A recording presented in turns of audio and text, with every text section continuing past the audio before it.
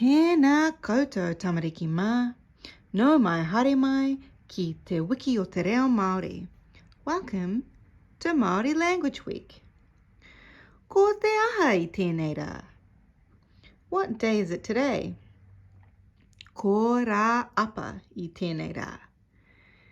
It is Wednesday today. Wednesday, Rāapa. Today, we're going to read a puka puka, a book in te reo Māori.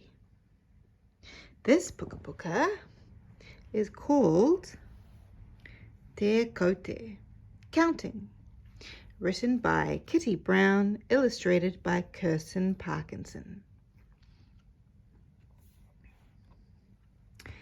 E hia ngā teti pea. How many teddy bears? 1. Tahi. E hia ngā teti pea? Ko tahi. E hia ngā taraka. How many trucks? 1, 2. Rua. E hia ngā taraka?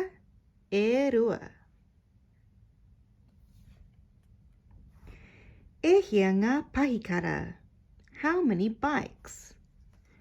1, 2, 3. Toru. E hia ngā pahikara? E toru. E hia ngā tareina. How many trains?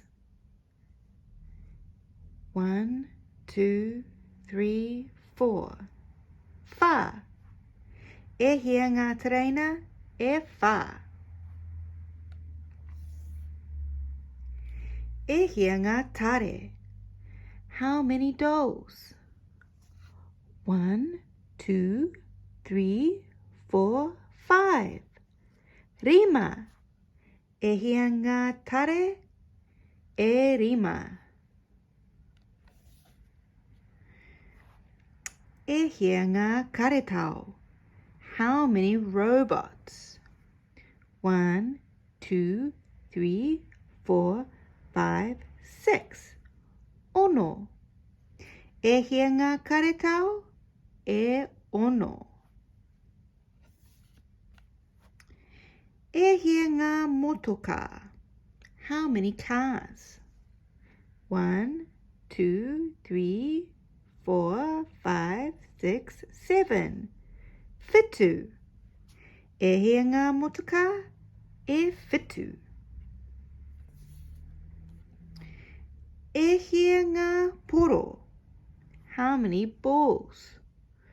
1, 2, 3, 4, 5, 6, 7, 8. Waru. E hia ngā poro? E waru. E hia ngā wakaātea. How many rockets? 1, 2, 3, 4, 5, 6, 7, 8, 9. Iwa. E hia ngā wakaātea? E iwa.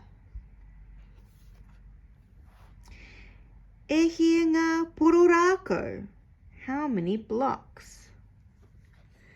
1, 2, 3, 4, 5, 6, 7, 8, 9, 10. Tako. E hia ngā pororako? Tako.